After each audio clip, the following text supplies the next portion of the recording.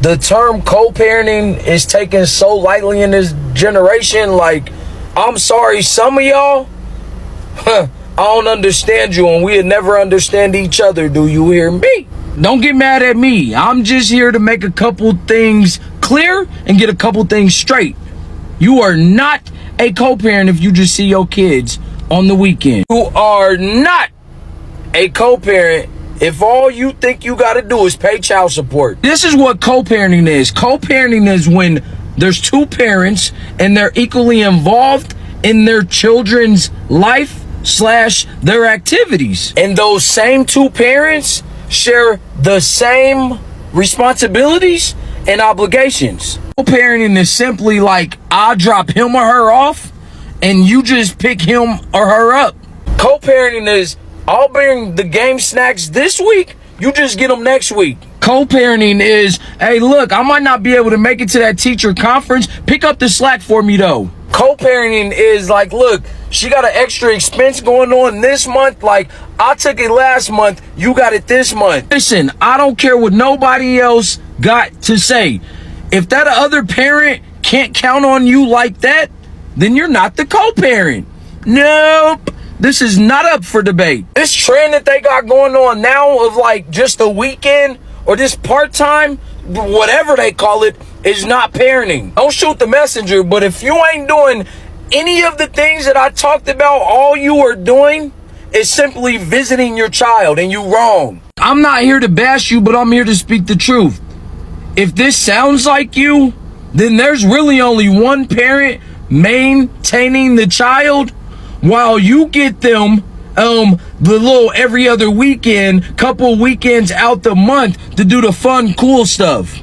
You are in fact single with a kid or kids that you get sometimes, but you live your life 90% of the time with no responsibilities and no obligations. I don't know if you got to replay this video. I don't really care what you got to do, but there is, in fact, a huge difference. And I'm not talking to the parents that are trying to be in their children's life and the other parents just bitter, don't know, just acting all out. I'm not talking to y'all. Before you comment and say, what about the parent that's keeping, I went through that and I don't really agree with none of that, but I'm the person that will put myself on child support, and I don't care how much money I gotta pay. I will be in my child's life. I will be in my children's life. You got your own opinions and I got mine. Peace. I'm gone. The worst feeling as a single mom is doing everything in your capacity to raise your children by yourself, and either still being told that it's not enough, or you just feel like it's not enough. I get so overwhelmed, and sometimes I try to remind myself that I cannot do the job at home if I'm not at home. I feel like people look at me and see me raising my kids and just automatically expect me to be like 3 people. Like, my children literally do not have a father. They have a biological father. Yes, he's alive, but he is not present at all whatsoever. He does not help at all.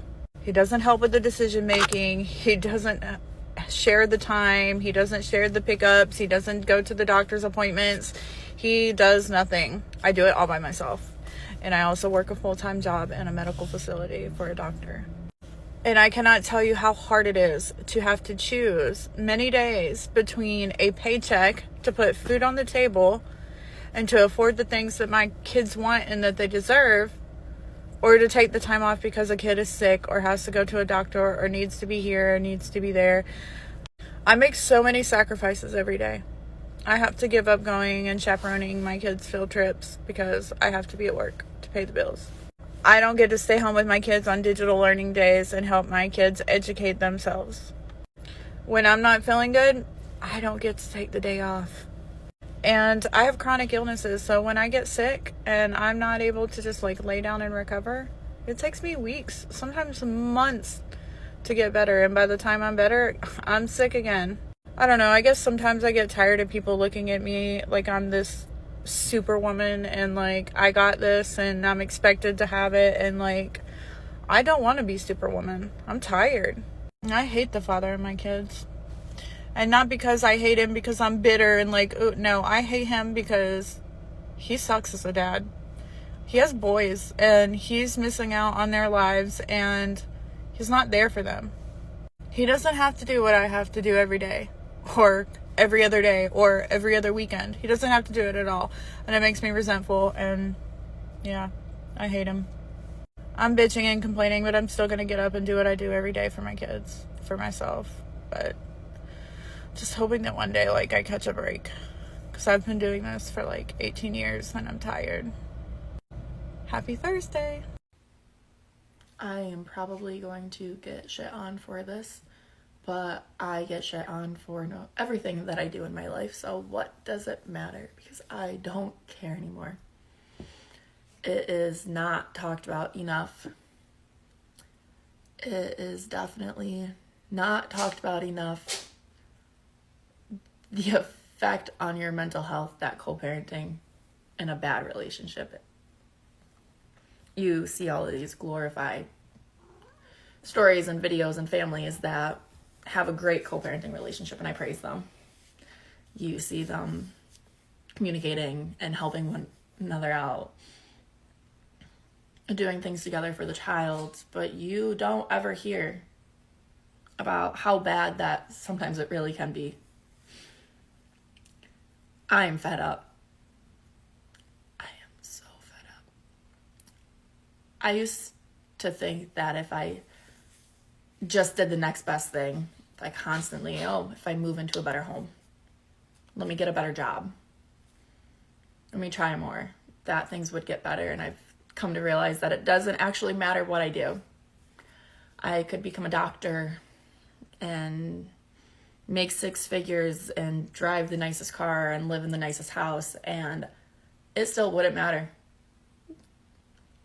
Because all he would see is that I moved again, or I switched my job again, or that I don't have enough time for my child.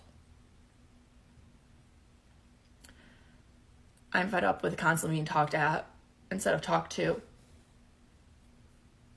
Fed up with bending over backwards to please someone that is never going to be happy with anything that I do. It doesn't matter how good of a mom I am, because it's me. And I'm constantly trying to be the better mom, the better co-parent, just be a better person. So he could say, hey, you're doing a really good job. I'm proud of you. You're really giving your son a good life. But I'm starting to sadly realize that that's never going to happen.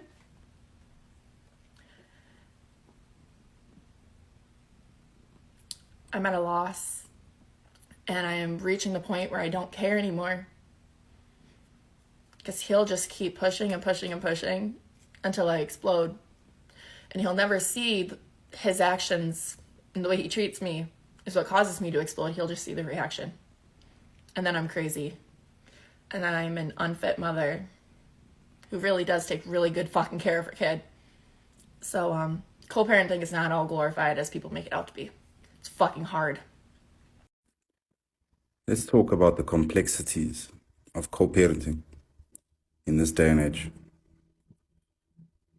It's probably one of the most difficult things I've ever had to deal with in my adult life, because someone you once cared and loved for in a romantic sense and was your partner is now someone you deal with on a very transactional basis in terms of maintenance and school fees and transference of kids, whatever your agreement is. I have found that in my experience, being too friendly blurs lines, and being a walkover also causes massive amounts of disrespect.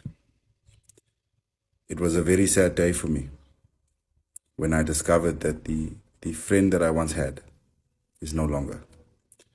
And the person who once cared for how things affected me and made me feel is no longer there. This person is someone that is the mother to my children. And in the public eye and into everyone else, I will give the utmost respect. But what I've discovered is very hard is that especially in co-parenting in life, just because you are respectful to someone doesn't not automatically mean they will be respectful to you. And sometimes we have to be okay with cutting people off in every other aspect other than what needs to be done. So being polite, smiling when doing the handover with the kids, and keeping every other aspect of the co-parenting agreement cordial, then that's what it's got to be. And it is sad to me that I will never have the co-parenting relationship that I grew up with my dad and his first wife, who I later on grew up to feel and know as an auntie, who I kissed and hugged hello whenever I saw her, when we went on holiday, I had slept in her house. And to my late father, who led by example about always being respectful to his first wife and the mother of his son, I'm grateful for that. But I had hopes that I could have a similar model, but that isn't necessarily the case. And the idea is to do what's best for the kids, and it's critical to show that you are respectful to the other co-parent. But what was really sad for me is that friendship no longer exists. And I mourn for that friendship. And I grieve for it. I will be okay. But it is critical to always be respectful of your co-parent. Well, I just got off the phone with my daughter's father, and at the risk of this blowing up completely and totally in my face, I have a message I'd like to share. I don't want to co-parent with you either, friend. And that's not the only thing that you and I agree on. It's not. Besides the fact that you and I have a completely, totally dysfunctional and toxic relationship with a horribly broken past, you and I somehow, in spite of all of that, came together and made the most amazing human that you and I know. So rather than finding everything and anything to argue about, how about you and I come together and also agree on the simple fact that this is not about you and it is not about me. It is about her, our child. It's about how she feels. Does she feel safe, emotionally secure with her two parents, that although they're not together, it's still her family? Are we creating an environment for her and holding space for her, regardless of the problems you and I have had in the past, that we can come together collectively and move forward in the future so that she can be happy, healthy, successful, intelligent, and find the type of love that you and I should have had, but that we don't? What is the most difficult aspect of co-parenting? Focusing on the co-parent. I think the biggest problem we have within co-parenting is we stop parenting in order to co-parent. Right? So if I say co-parent to anyone, immediately that person thinks of the other parent. We take our eyes off the child to focus on the other parent. Wow. You think co-parenting, successful co-parenting is where mom and dad get along and everyone can be maybe in the same house together, go out for meals and okay, great. Like, let's say you and the parent are able to have an amazing relationship or a decent relationship, but the child's affected. The child's not happy. The child's not growing how they should. Is that successful? Wow. Or is successful raising an amazing child and then being happy, content, healthy? But you and the dad might not talk. You and the dad might not get along. But the reason you're there is the child, right? So if we focus on parenting, if we have two adults that stop focusing on co-parenting and both focus on being the best parents they can be, co-parenting will just naturally... Let me say this. This shouldn't be real simple, but it is real simple. There is nothing you can do. There is nothing no woman can do. And I think this is what the struggle is sometimes. As mums, you want so bad for your children to have relationships with their dads. And that's an amazing thing. But you have to understand, your desire for that relationship can't be greater than the man's desire. You can't want more than that man wants. You can't force someone to have a relationship. It's like a man and a woman. Neither one of you can force the other to stay in a relationship if you don't want to. Imagine being in that relationship knowing the other person doesn't really want to be here. Imagine forcing that man to have a relationship with his child when he doesn't really want to be there. how's your child going to feel? What's the energy that man's going to bring to your child? I know. It's open. I know.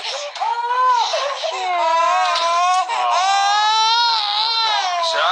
Huh? What you upset about today? It's okay. It's just a spicy hour. What's wrong? You mad daddy a little late? Huh? You ready to go? Yo, you got his backpack? Yeah, but what about the car seat? I got the one you told me to.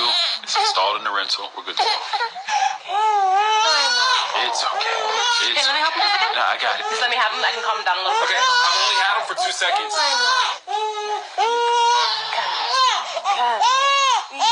Yeah. You know that I don't think this is a good idea. Wait, what is that supposed to mean? I mean, him staying overnight in a strange new place. I don't think that's a good idea. What are you talking about? We talked about this. It's walking. I know, but I'm just not comfortable with him going with you when he's like this. Jesus Christ. Why do you keep acting like I can't handle this? What is wrong with you? I don't trust you. Are you fucking serious? Condola, stop acting like I'm a fucking stranger. I'm his father. You're barely ever here. We'll do it all.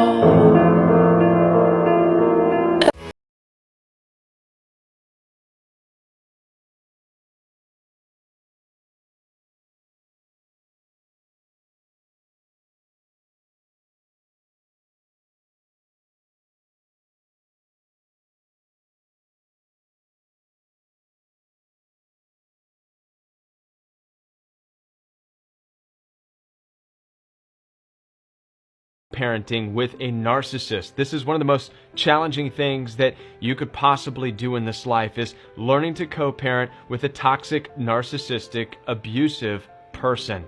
Now in this message I want to talk with you about the perspective that the narcissist has in the situation, and then we're going to talk about the perspective of the children or of the child, and then finally I want to talk about the perspective that you should have if you want to nurture and nourish a healthy relationship with your children.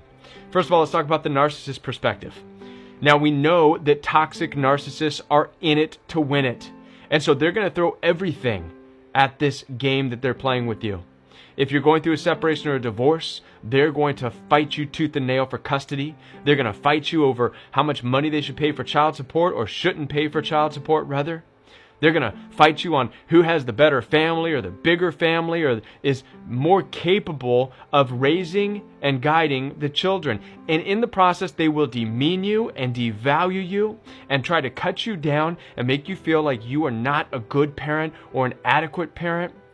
Point out all of your flaws and really criticize you and really make a case against you.